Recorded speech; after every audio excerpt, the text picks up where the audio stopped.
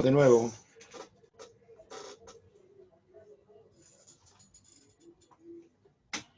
¿Estamos todos? Bueno, hasta ahora estuvimos haciendo un examen crítico, muy crítico, del discurso moral. Claro, esta no era una charla sobre moral, sino sobre el positivismo jurídico. Pero, claro, el positivismo jurídico, ¿cómo puede explicarse y sostenerse sino a partir de la crítica del discurso moral? Porque si el discurso moral funcionara a la perfección, entonces todos seríamos naturalistas, desde luego. Y yo, uno de los primeros, o de los segundos, va. Por eso hemos tratado este tema.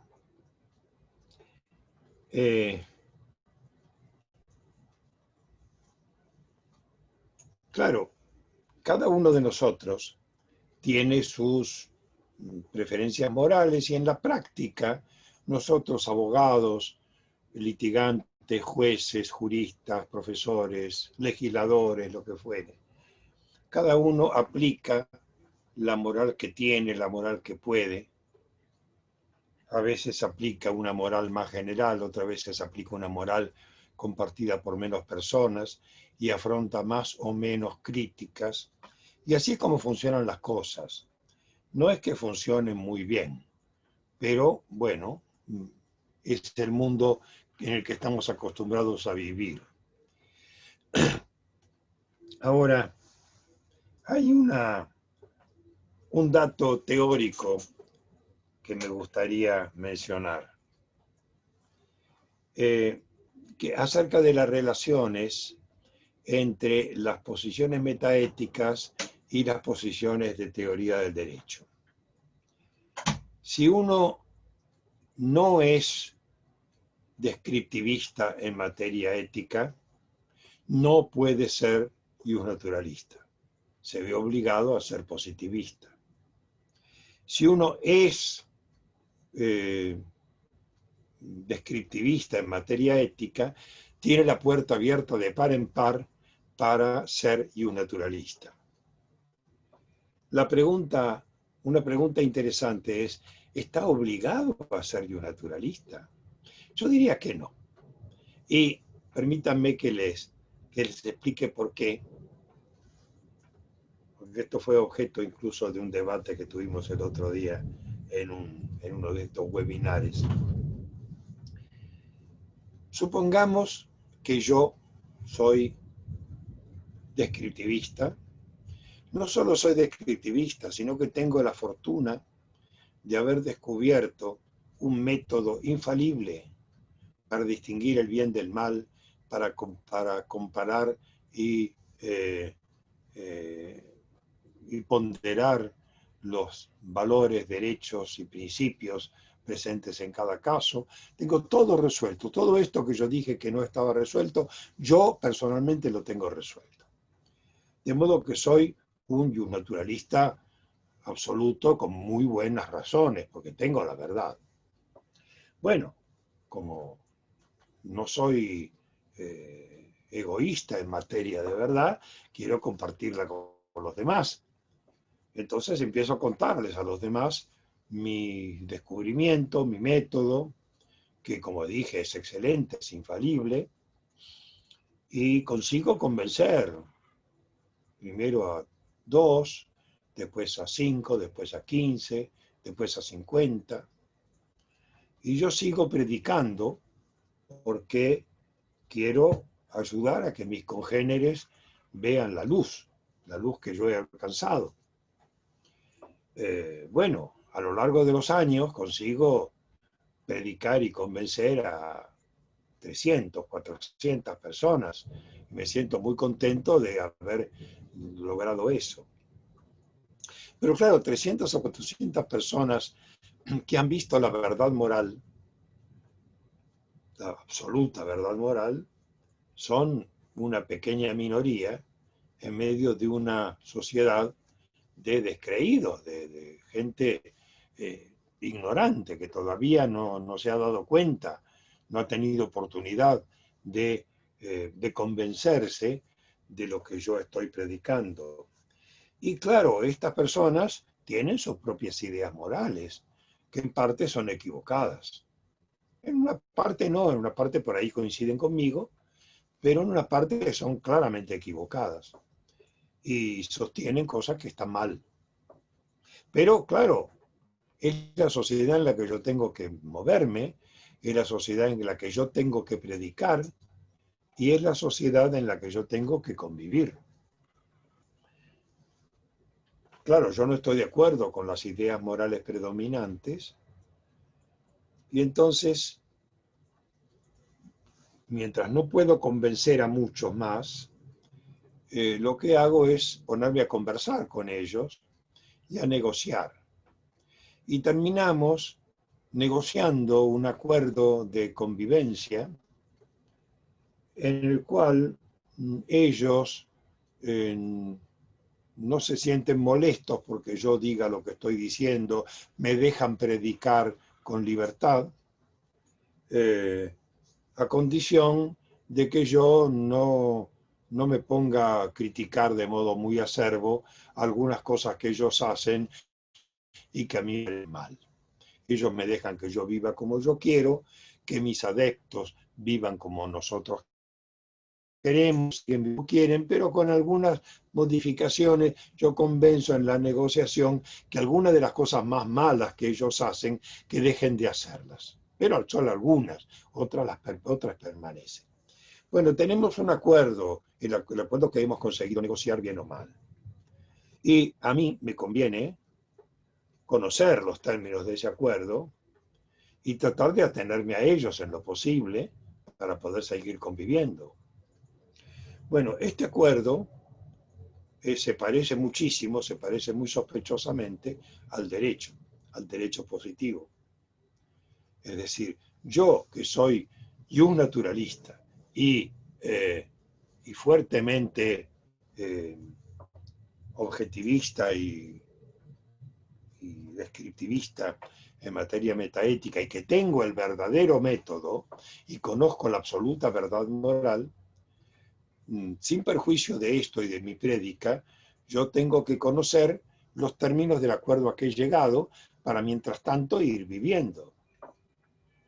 Es decir, yo y un naturalista, mejor dicho, no y un naturalista, yo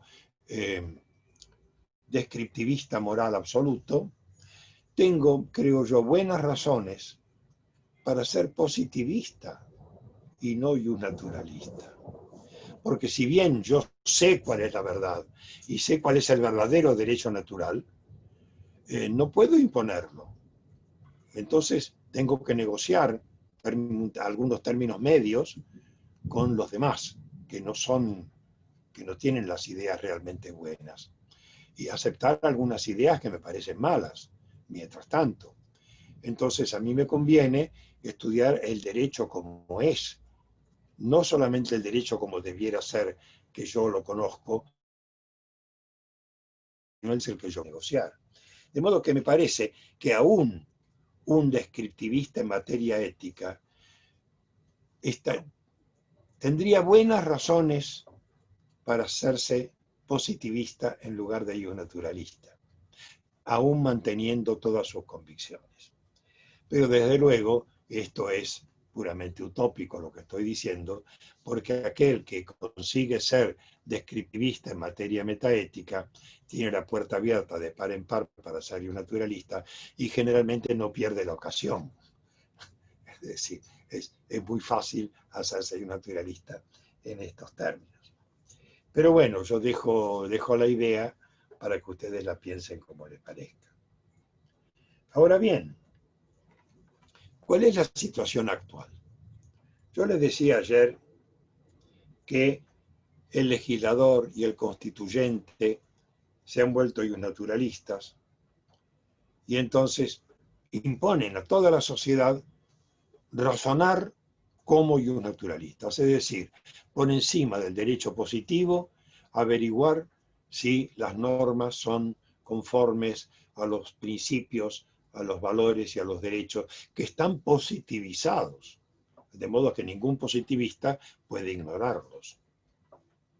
Esto es lo que llamamos el neoconstitucionalismo, la victoria iusnaturalista. Pero les decía que esta era una victoria a lo pirro, porque lo que hacía era importar al positivismo todos los problemas del iusnaturalismo. ¿Qué problemas? Los que venimos discutiendo hasta hace un rato, a saber, el gran problema del método.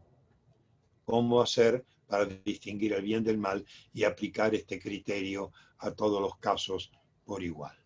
Este es el gran problema y queda importado al derecho positivo.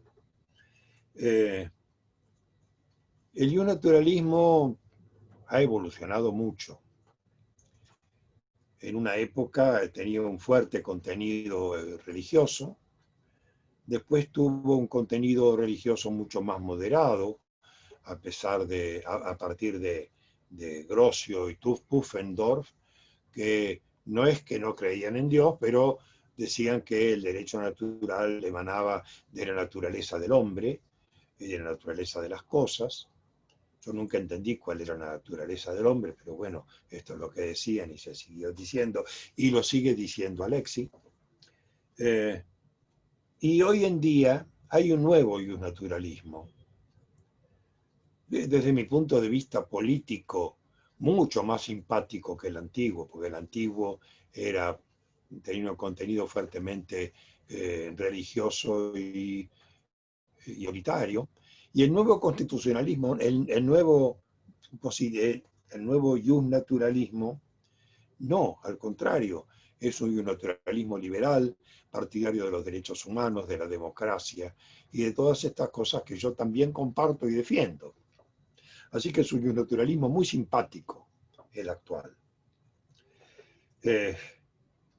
Claro, estos nuevos iusnaturalistas no dicen que son iusnaturalistas, porque tienen el recuerdo del anterior y no les gusta que los asimilen. Entonces dicen que no, que son pospositivistas. Y hablan del positivismo como paleopositivismo. Esto lo hace mi amigo Ferraioli, habla del paleopositivismo. Yo siempre digo que soy un paleontólogo. Pero bueno, el positivismo, según dicen, es cosa del pasado. Es cosa de una antigua lucha contra el iusnaturalismo autoritario, pero ahora tenemos el verdadero iusnaturalismo, que es liberal, simpático, democrático, en el que todos convivimos, todos somos iguales en la diversidad, etcétera, etcétera. Y Alexis, por ejemplo, habla del no positivismo incluyente. Es una clasificación muy complicada, pero que perfectamente razonable, donde él se ubica a sí mismo en una posición que llama no positivismo incluyente. Bueno, Atienza, nuestro amigo Atienza, habla también de pospositivismo, es un pospositivista. Y yo le decía que soy amigo personal de Atienza, y una vez le decía, mira Marolo, me parece que estábamos mejor contra Franco, porque claro, cuando Franco estaba, todos nuestros amigos españoles eran positivistas, porque peleaban contra el cerrado iusnaturalismo franquista. Y después, cuando llegaron al poder y se desembarazaron del iusnaturalismo franquista, empezaron a investigar, a inventar un nuevo iusnaturalismo, el iusnaturalismo democrático, liberal y simpático, el iusnaturalismo de los amigos.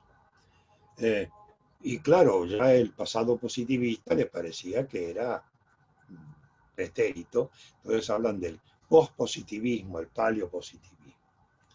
Y también hablan del positivismo incluyente. Yo les hablé ya del positivismo incluyente, que sostiene con mucha razón, por otra parte, que el derecho positivo incorpora valores, de modo que los valores son ahora positivos y forman parte del derecho que un positivista tendría que estudiar.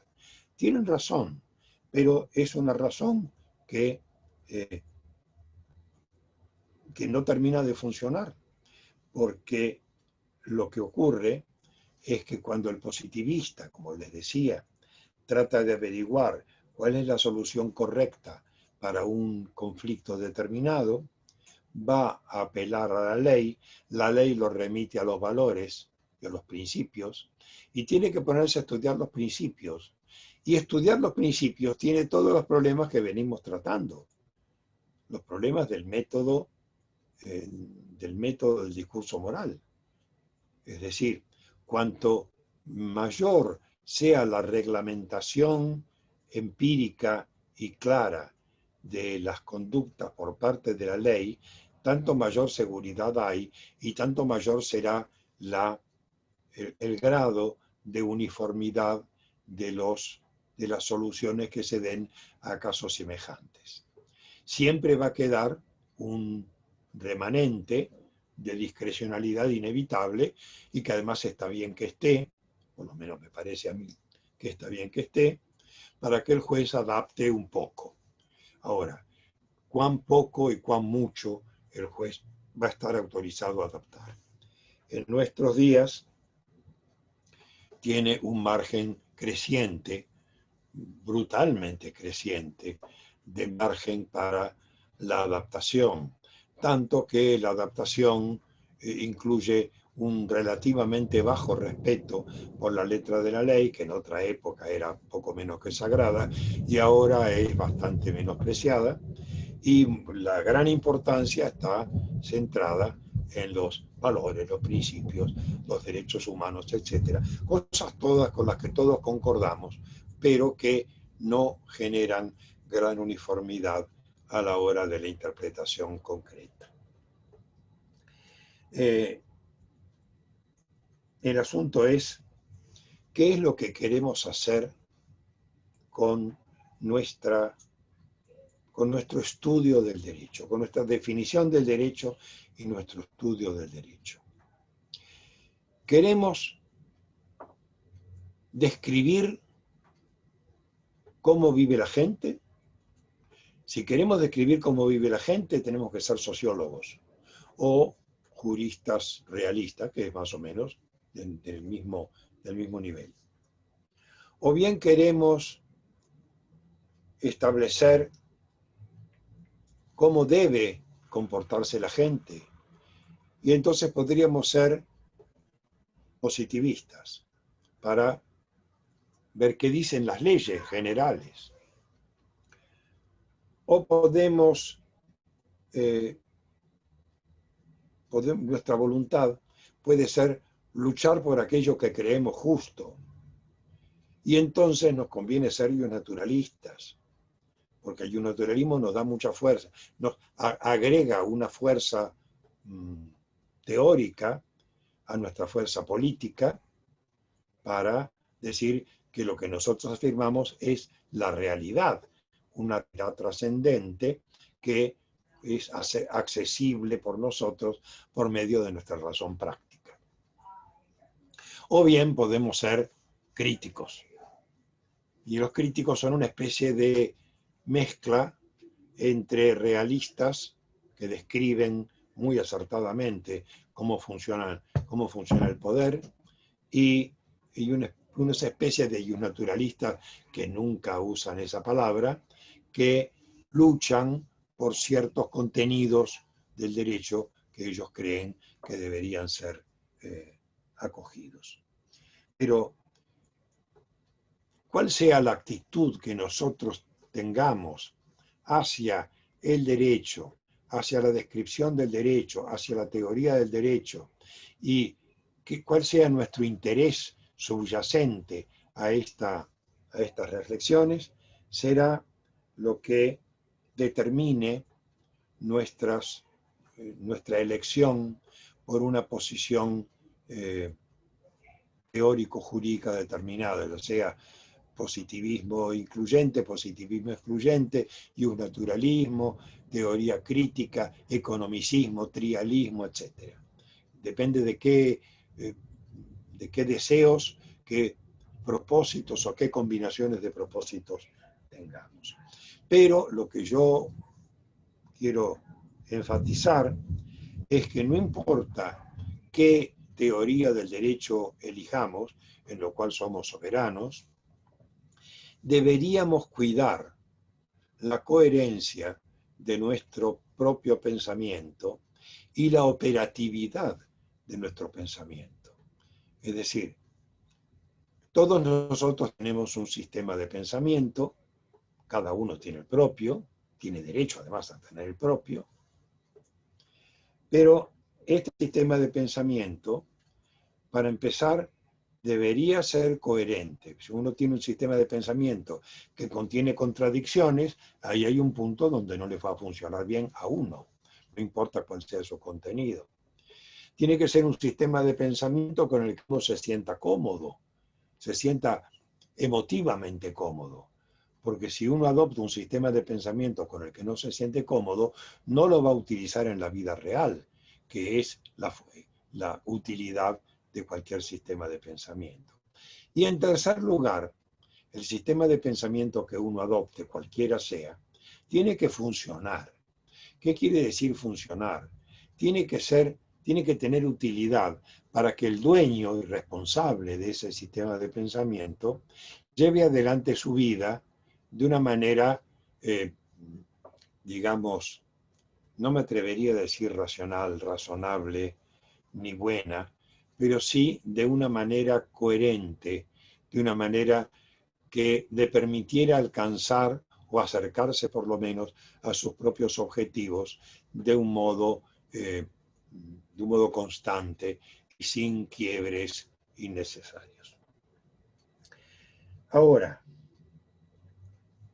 todo esto, yo vengo haciendo toda esta prédica, no por afán de hacer prosélitos, sino por tratar de salvar al derecho de un desastre. No de un desastre de justicia, no un desastre porque vaya a ser más injusto, a lo mejor sí, a lo mejor no. Un desastre porque va a funcionar cada vez peor. Y para esto querría terminar toda esta exposición con un par de cuentos. Uno es el cuento del conejo. No el conejo de la galera, sino otro conejo. ¿Cómo?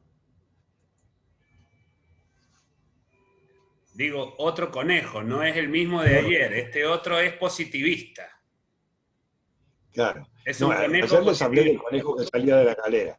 Este es otro conejo, el conejo indígena. Ah, La historia es así. En algún lugar imaginario de América Latina había una tribu que tenía un cacique que tenía todo el poder sobre sus súbditos. Y el cacique convoca a los miembros de la tribu a una reunión la mañana siguiente para darles alguna ley, dijo. Entonces, los que pueden se juntan, otros vienen corriendo, pero no llegan a tiempo. Cuando el cacique ve que hay más o menos quórum, les hace el siguiente discurso. Amigos, compañeros de la tribu, como ustedes saben, como sabían nuestros padres, nuestros abuelos y nuestros ancestros, nosotros descendemos de un dios. Descendemos del gran dios conejo. El dios conejo es nuestro ancestro principal, es nuestro mayor dios, el dios que está en la punta de nuestro tótem, y el dios que resume la unidad y el fundamento y la dignidad de nuestra tribu. De modo que todos nosotros debemos adoración al gran dios conejo y además debemos respeto a los conejos carne-hueso que andan por ahí, pero que son la encarnación terrestre del gran dios conejo, de modo que debemos respetar a los conejos vivientes. Ahora bien, ha llegado a mis oídos que algunos perversos miembros de esta tribu a veces son capaces de matar un conejo y comérselo al vino blanco. Y esto, les digo, es completamente insoportable, insufrible, es un sacrilegio, es un crimen contra los grandes principios de la unidad y de la dignidad de la tribu, es un crimen inenarrable contra la esencia de la tribu, De modo que yo les digo que si llego a saber que uno de ustedes le causó daño a un pobre conejo, yo le voy a hacer cortar la cabeza. ¿Entendieron? Sí, sí, dicen los indios que estaban adelante. Bueno, váyanse, ya terminó. Bueno, se van los indios. Y dos de ellos se van conversando primero y discutiendo después. Porque uno dice, qué bien que hizo el cacique, estuvo fantástico. ¿A quién se le ocurre matar un conejo? Hay que ser perverso para matar un conejo, hay que ser sacrílego, hay que ser inhumano para matar un conejo. ¿Cómo puede ser? ¿Qué menos que la muerte merece aquel que mate un conejo? De modo que el cacique, yo estoy muy contento con lo que dijo el cacique, puso los puntos sobre las íes y pena de muerte al que mate un conejo. Y el otro le dice, pero vos estás loco, ¿en qué siglo estás viviendo? Nosotros somos gente, no descendemos de ningún conejo, por muy Dios que sea, descendemos de gente, y no sé, del mono, no sé de dónde, pero de conejos nunca. Esto de los animales totémicos es una superstición canadiense que no sé por qué llegó acá. Lo que dijo el cacique no tiene el menor asidero científico. Y además te voy a decir, esto trae un problema grave porque por aquí mucha comida no hay, ¿eh? Lo que hay muchos son conejos. Así que si de vez en cuando no cazamos un conejo y no lo comemos, vas a decirme vos cómo hacemos para subsistir como tribu. Porque tenemos que comer conejos necesariamente. Y el otro le dice, pero ¿cómo podés decir semejante barbaridad? Esto es un sacrilegio, esto es solamente decirlo y pensarlo es un crimen terrible.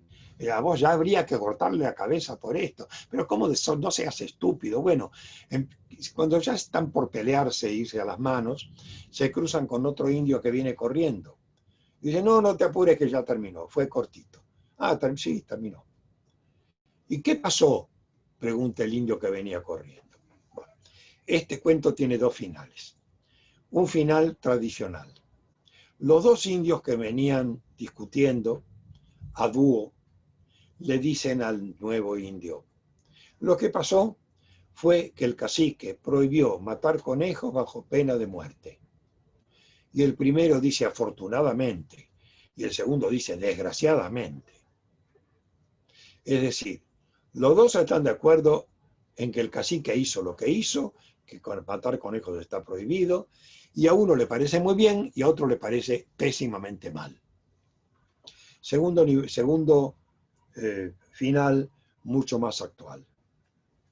El primer indio dice, lo que pasó esta mañana es que el cacique nos hizo levantar temprano muy inútilmente, porque dijo que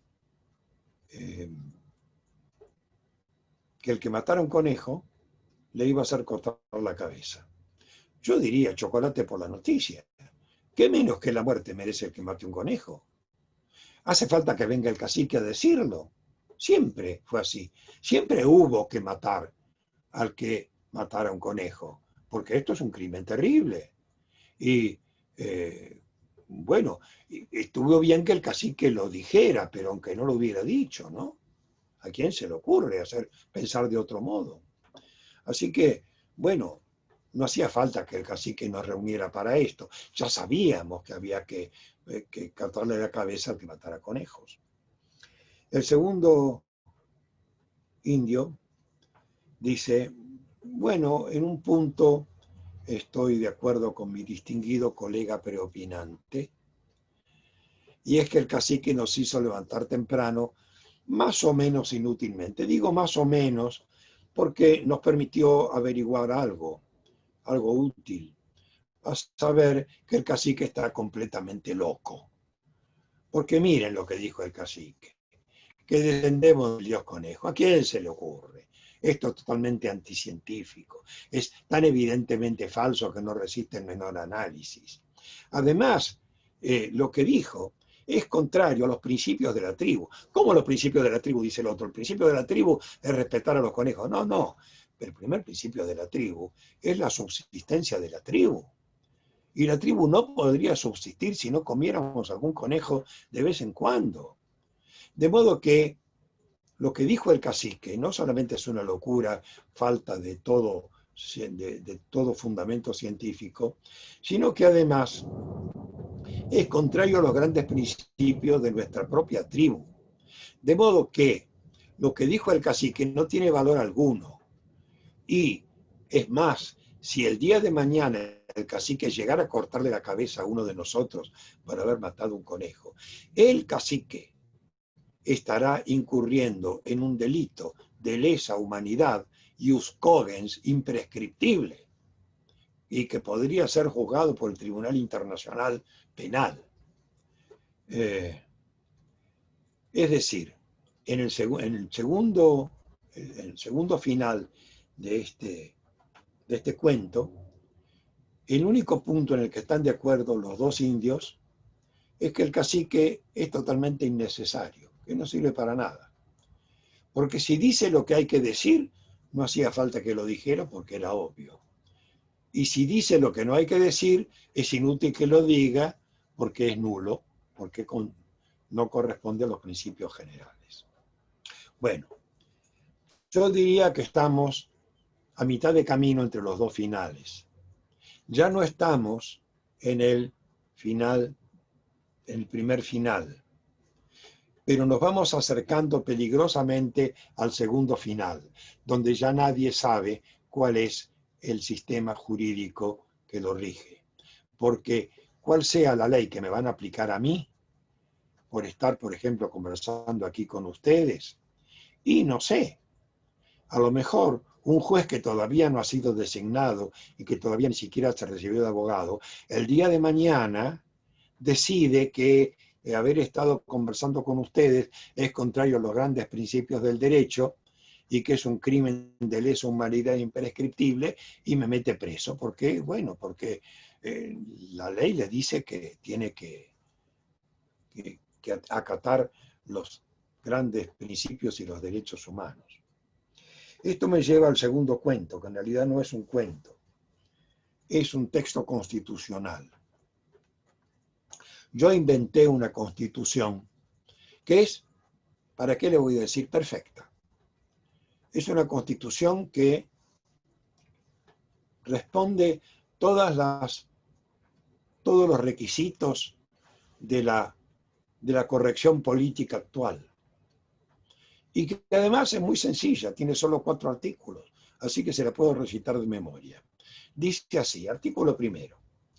Todo habitante de la nación está obligado a comportarse con justicia y, en su caso, con equidad en cualquier circunstancia en la que estén en juego intereses de terceros. Artículo segundo.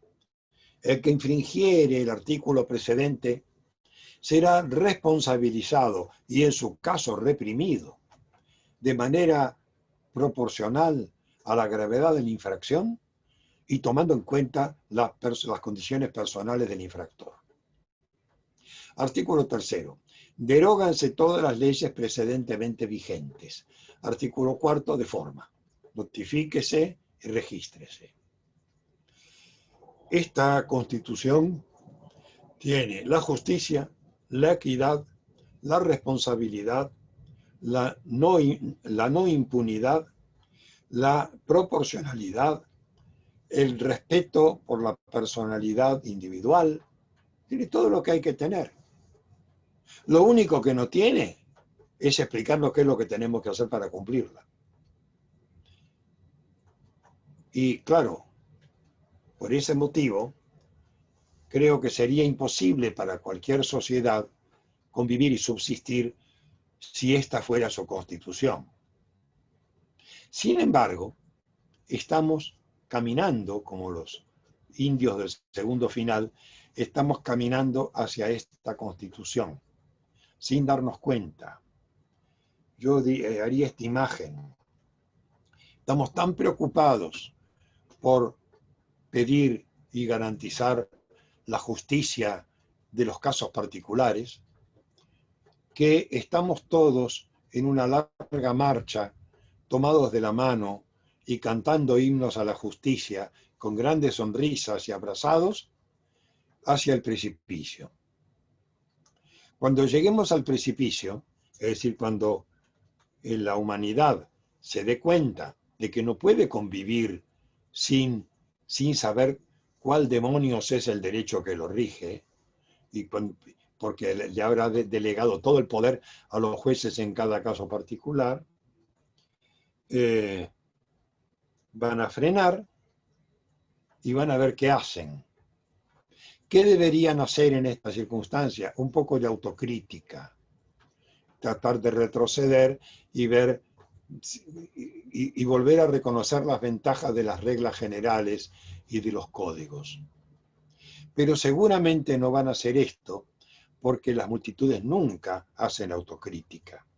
Lo que hacen es buscar chivos expiatorios, ver quién tiene la culpa de la situación. Y yo sé quiénes van a tener la culpa. Lo van a tener los jueces, que son los que no la tienen, por cierto. A los jueces les están tirando por la cabeza una responsabilidad que los jueces nunca tuvieron ni quisieron.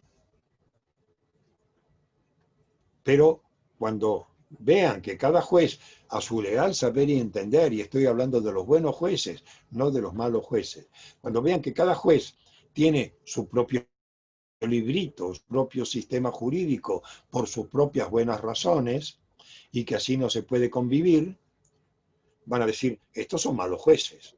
Si sacan decisiones contradictorias unas con otras, es porque no entienden nada de los derechos, de los principios, ni de los valores. Tenemos que echar a todos estos jueces y ver la manera de unificar el conocimiento de los valores. A alguien se le va a ocurrir nombrar nuevos jueces, pero alguien va a decir, bueno, vamos a tener el mismo problema de antes. Y a otro se le va a prender la lamparita, supongo yo, ojalá que no. Es decir, va a decir, lo que tenemos que hacer es suprimir esta locura de la independencia judicial. Hagamos no un poder judicial, sino un servicio de justicia dependiente del Ministerio de Justicia, con funcionarios públicos del Ejecutivo que reciban línea bajada desde arriba sobre la interpretación de cada ley y sobre los criterios que hay que utilizar. Y entonces vamos a tener un sistema jurídico que funcione y que funcione de acuerdo con la verdad. Claro, con la verdad como la entiende el ministro de Justicia o quien haga sus veces. Es decir, yo estoy pensando en esto como un desastre institucional eventual. No querría que llegara a suceder. Pero temo que si seguimos por este camino, vamos a terminar en algo por el estilo.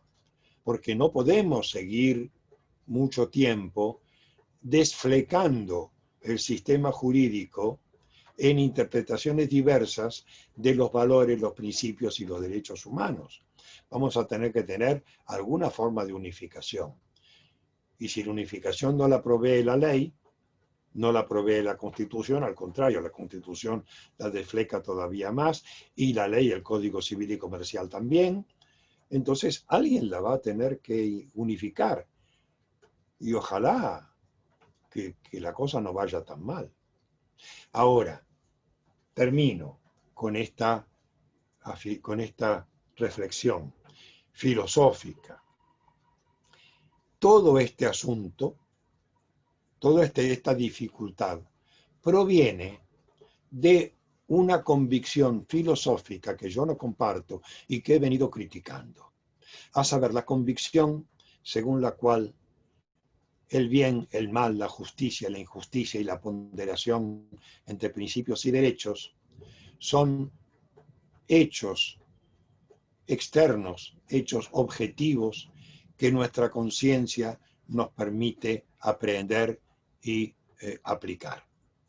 Esta es una convicción muy acendrada que viene desde la antigüedad, que es mayoritaria en nuestra sociedad, pero que yo creo equivocada porque no funciona, y que además me parece a mí que es la que está llevando adelante esta evolución hacia el segundo final de los indios y hacia la constitución políticamente perfecta que yo les mencioné.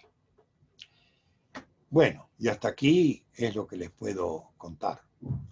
Ya son como las 12:30, así que digan ustedes si tienen alguna pregunta y nos vamos con viento fresco.